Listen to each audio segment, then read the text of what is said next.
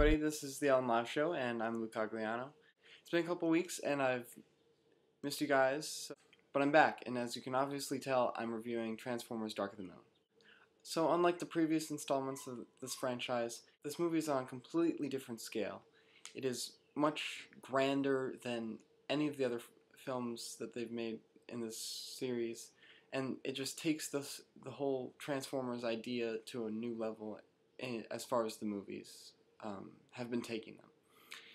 And it really is quite impressive coming from Michael Bay to just see this pretty well held together story carry through while there's still tons of great action and just outrageous special effects that we love to see for these summer Bay flicks. So for the most part, they've kept a lot of the key characters in this film, but there are a whole bunch of great new characters that are just hilarious and great to see on camera. Two of the new characters of note are Wong and Dutch. You'll have to look out for these two, but they're hilarious characters. They're really fun and entertaining in the scenes that they appear in, and they were probably two of my favorite new characters. So definitely look out for those two and expect a great time out of both of them. So unlike the last movie, this film really seems to balance out the humor more than just kind of heap it on. And that was definitely a good thing because you don't want to kind of be consumed by this kind of crude and just kind of dumb humor throughout the whole thing. You want to be entertained, but you don't want to be offended. So it did a better job in this film, and it was definitely great to see that they've kind of tuned it down. This movie also has little things for fans of the TV show. I liked in the last movie when they had Jetfire come out and merge with Optimus, and that was something that I was blown away by, and I thought that was really cool of them to do in that movie. And they do a lot of great stuff in this one too. They have so many hints back to the old TV show. They keep really true to a lot of the great things that I at least remember from watching it as a younger kid. So there's a whole bunch of new robots, but the sad thing is they don't really explain a lot of the backstory for them. They really never get into the specifics of really like who each of them is and kind of how they're helping out and what they can do. But they are cool to see, and I'm glad that they just felt that it was necessary to bring some more in.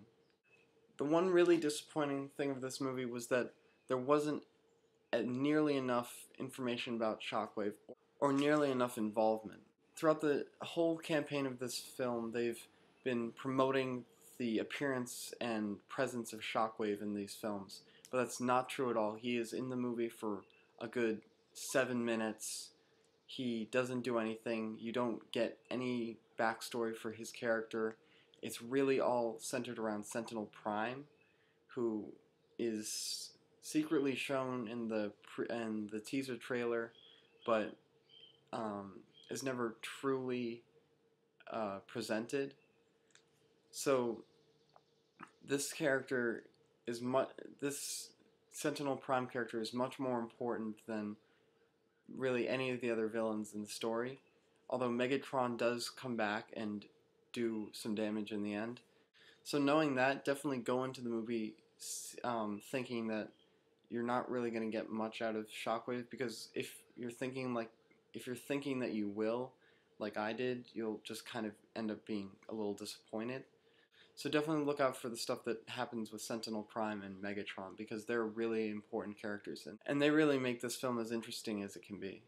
So I think that hands down this is Michael Bay working at his hardest. He's taken everything to the next level, and he's included so many new things that he's never done before for this franchise, and even in his entire career. With the addition of real skydivers captured for the first time on 3D cameras, a look at the world of Cybertron like we've never seen before, and just over-the-top, incredible 3D.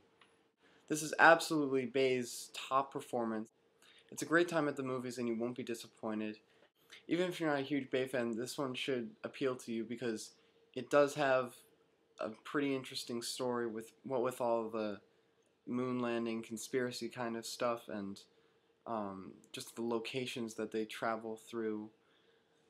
It's definitely something to check out, and I was definitely pleased to see it.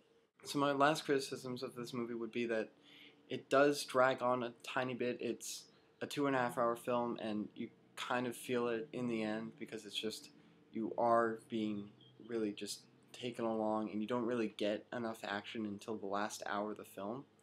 So for the first hour and a half or so, you're just kind of stuck watching the film, and it's not terrible, but for some people that might be too much, and I can understand that, especially since you're seeing the whole thing in 3D, and sometimes 3D can just be a little painful at that time.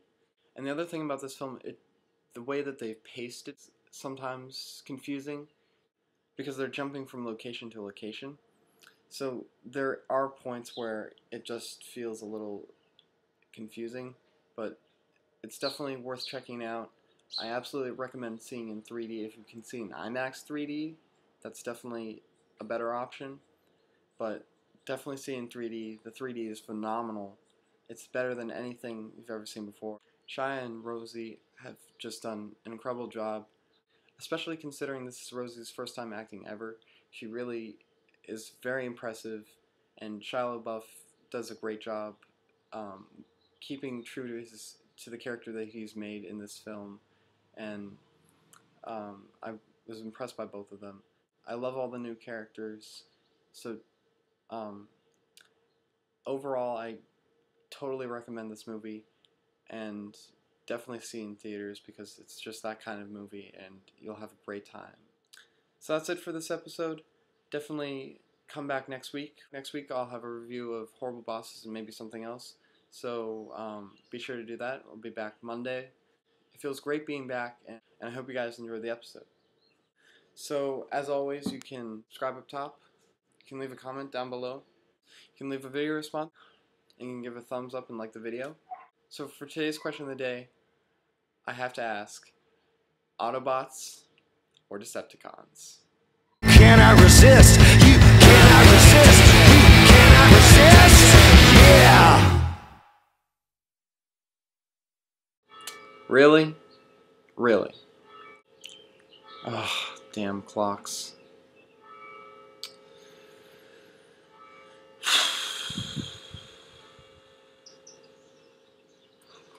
So what I deal with?